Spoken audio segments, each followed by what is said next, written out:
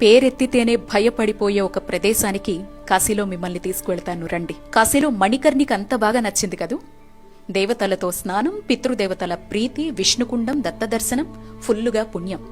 మరి మనకు నచ్చని, అసలు స్వీకరించని శివయ్య అక్కడే ఉండే మరో చోటు చూపించనా? మరణం.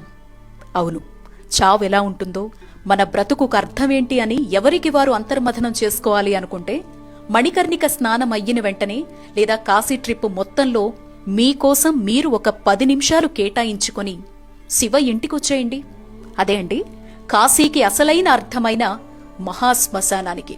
గుట్టలు గుట్టలుగా శవాలు, ఎప్పటికీ ఆరని చితిమంటలు, వికృత రూపాల్లో కాటికాపర్లు, అక్కడే జపతపాల్ని చేసుకునే సాధువులు, శరీరంలో ఏ అవయవం తనకి రోజు ఆహారంగా మారుతుందా అని వెతికే సునకాలు, మృతదేహంపై వేసిన దండలే ఆహారంగా బ్రతుకుతున్న గోవులు, చితిమంటల్నే చలిమంటలుగా భావించేవారు కొందరైతే చితి నిప్పునే వంటపొయ్యిగా బ్రతికేవారు ఇంకొందరు.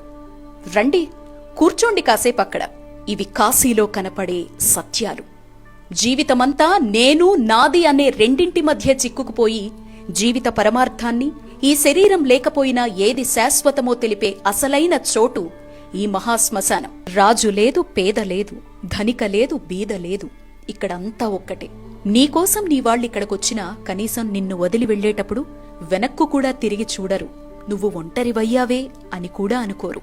కాని రానాన్న అంటూ నీకోసం చూసేది, నీతో తోడుగా ఉండేది, నీకు ధైర్యాన్నిచ్చేదా శివయ్య మాత్రమే. పైగా వచ్చే ప్రతి ఒక్కరి కుడి చెవిలో తారక మంత్రాన్ని బోధిస్తూ ముక్తిని ప్రసాదిస్తున్నాడు కాశీ విశ్వనాథుడు.